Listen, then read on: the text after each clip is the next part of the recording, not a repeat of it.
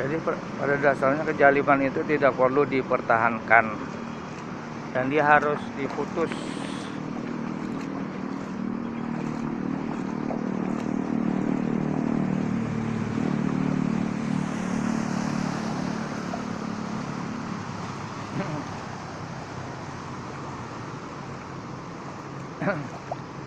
Sehubungan dengan banjir kalau dihubungkan dengan banjir, gubernur Banjar, apakah juga gubernur banjir gitu loh. Nah, ini penting untuk dibahas karena Banjarmasin ini kota air dan memang pada dasarnya asalnya terbanjar di bawah permukaan laut yang perlu diperhitungkan dari hari ke hari dan setiap programnya. Bagaimana negara Belanda bisa mengatasi air, negara-negara lain yang termasuk kota di bawah permukaan laut bisa mengatasi.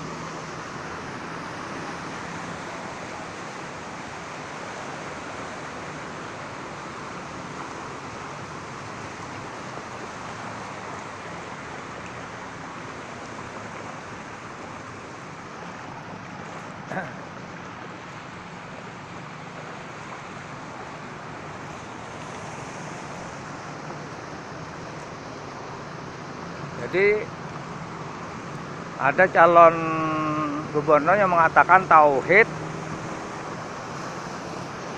tolak politik uang dan politik kecurangan.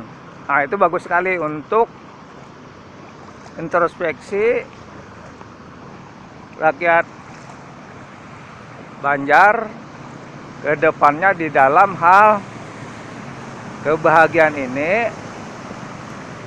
Ya kan, kebahagiaan di depan ini juga mungkin termasuk bagian dunia sampai melewati batas-batas akhir dunia yang disebut juga dengan akhirat.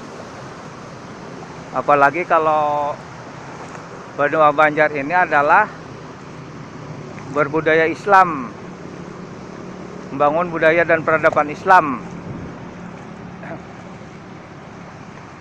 Jadi dengan demikian sudah sepatutnya bila banjar itu adalah merupakan sebuah peringatan, mengingatkan bahwa budaya Banjar, budaya Islam, budaya yang kembali kepada tauhid, mengesahkan Allah. Wa ilahukum ilahu wahidul la ilaha illahu rahmanur rahim. Wa ilahukum ilahu wahid, menuju kepada satu hukum saja, hukum tauhid.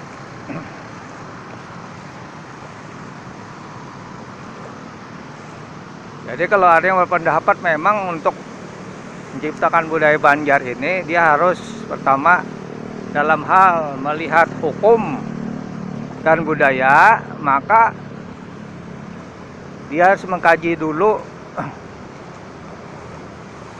prinsip-prinsip dan kebudayaan Banjar yang beragama Islam. Maka prinsip tauhid adalah prinsip yang memang dibawa oleh Nabi Adam sampai Nabi Muhammad.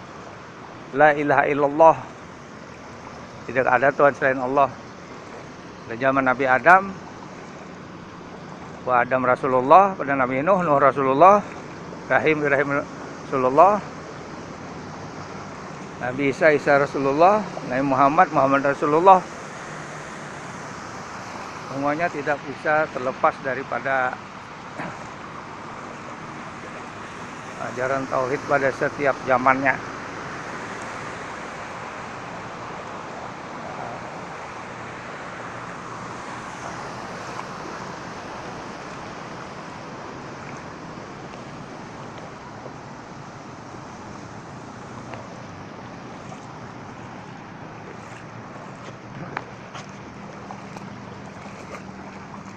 Jadi kalau ingin menciptakan peradaban Kalsel yang lebih baik ke depannya,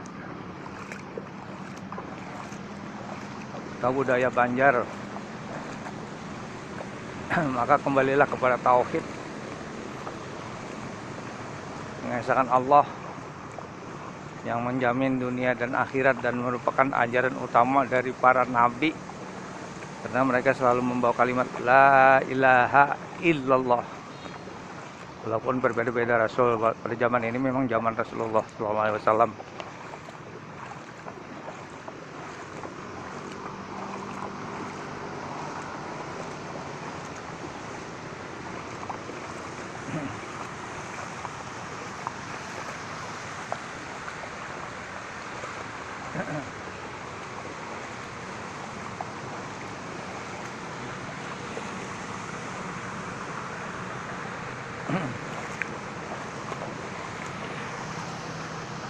Jadi politik uang mengatakan bahwa bila ada uang dan banyak harta, akan jadi pemenang itu jelas-jelas melanggar prinsip tauhid.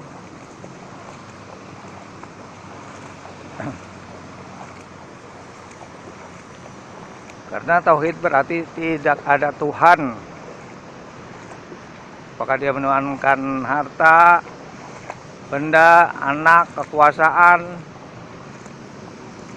pintaran, bila dia melebihkan daripada itu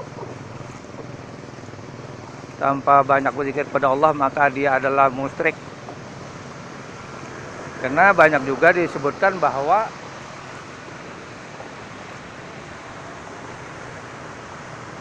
orang juga seringkali menuhankan dirinya sendiri.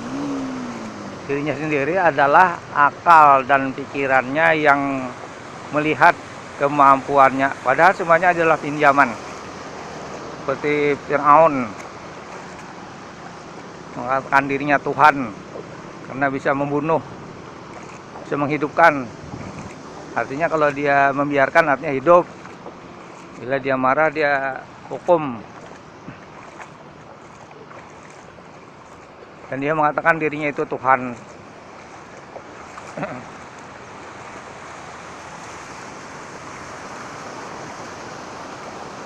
Jadi bila ada pemimpin-pemimpin di Kalsel ini yang lebih mengutamakan keluarga dan harta benda yang bisa menjadi kekuatan untuk bisa menjadi pemimpin, dia ada tanda-tanda sebagai seorang musyrik. Itu yang penting. Tapi bukan yang utama. Karena hal yang seperti itu sudah banyak contohnya di dalam Al-Quran, dalam surah Al-Kahfi itu. Seperti Karun yang bangga dengan harta kekayaannya, bahkan menghina saudaranya yang lain yang mungkin jadi pembantunya, bahwa dia lebih banyak harta dan anak. Tidak seperti kamu, katanya waktu itu. Kan waktu itu mungkin pekerjaannya adalah seorang muslim. Namun pada hari berikutnya semuanya bisa hilang. Telan bumi, mungkin tanah longsor atau banjir ya. Jadi ini adalah introspeksi buat pemimpin-pemimpin Kalsel. Bila dia ingin memimpin rakyatnya, jadilah wakil Tuhan di muka bumi. Jangan jadi wakil setan di muka bumi. Nah, ini upaya untuk mengembalikan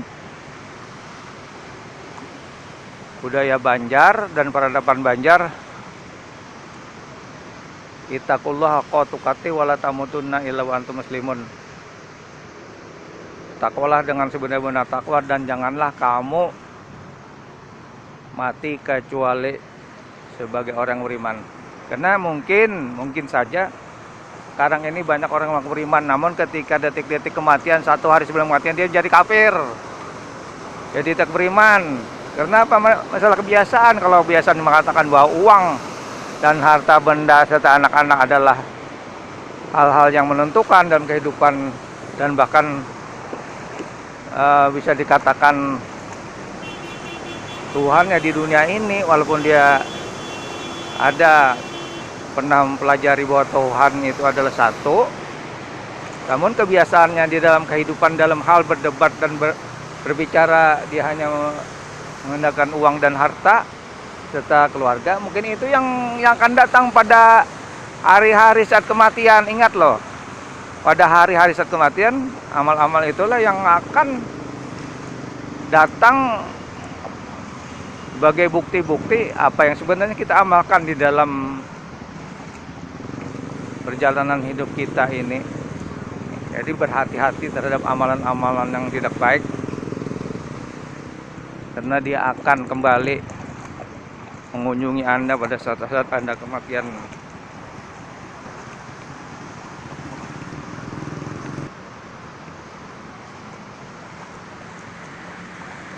Jadi marilah kita kembali kepada budaya dan peradaban Islam yang lebih baik di bumi Banjar ini,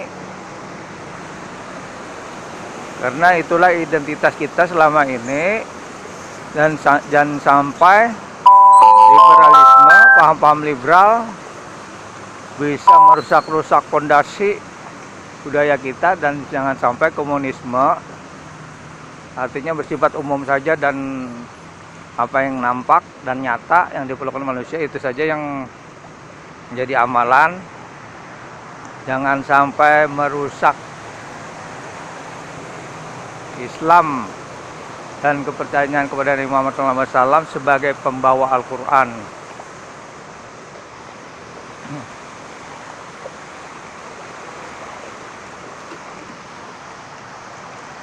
Karena apa yang ada di Banjarmasin ini hanya sebagian atau contoh-contoh saja. Kalau dibandingkan dengan Nabi Nuh, maka anak Nabi Nuh sendiri ingin mencapai yang tertinggi. Artinya saya tidak perlu ikut kapal ayahnya Nabi Nuh, namun dia akan mencapai tempat yang tertinggi atau Gunung Din. Namun ketika dia mencapai tempat tertinggi, maka air pun telah mendahuluinya. Nah, jadi kalau dalam hal masalah prinsip tauhid,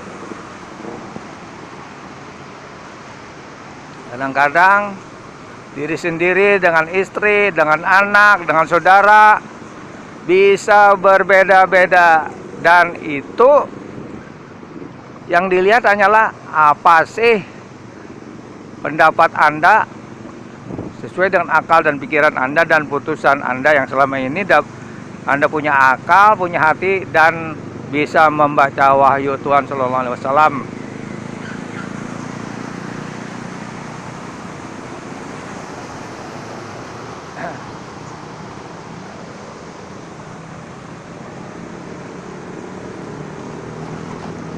Ittaqullah haqqa tuqatih, bertakwalah dengan sebenar-benar takwa, dan jangan kamu mati melainkan sebagai orang beriman.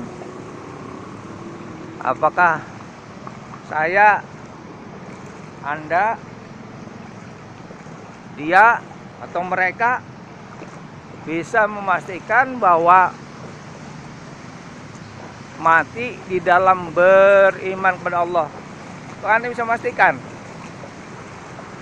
Bila Anda tidak bisa memastikan bahwa diri Anda bisa beriman kepada Allah pada saat kematian, tolong dengarkan introspeksi dan peringatan ini. Karena masalah saya, masalah Anda,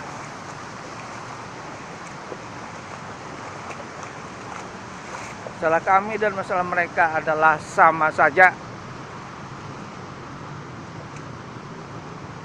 Jauh mana Anda mampu merinterpretasikan tauhid dalam kehidupan sehari-hari secara murni dan konsekuen dan terbukti ada saksinya, itu saja yang akan bisa menolong seseorang di dalam pengadilan Allah Subhanahu wa Ta'ala.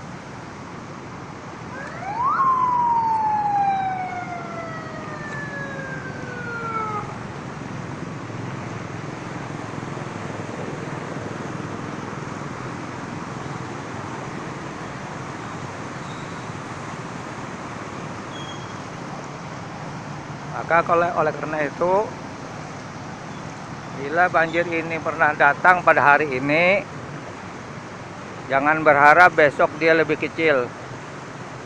Kecuali kalau kita berjuang untuk itu, artinya mengurangi banjir. Salah satunya adalah menghentikan penggalian batu bara dan perusahaan-perusahaan asing yang masuk ke daerah ini, sehingga keuntungannya pun bukan keuntungan banyak untuk benua, tapi justru pada negara-negara lain. Maka akan datang lagi banjir yang lebih besar dari ini bila para pemimpin, penguasa, dan para ilmuwan asal ini tidak berpikir untuk mengurangi air dan limbah yang diakibatkan oleh salah satu bencana alam dan tidak berusaha untuk menanggulanginya. Ingat, banjir yang besar kemungkinan akan datang lagi. Terima kasih. Assalamualaikum warahmatullahi wabarakatuh.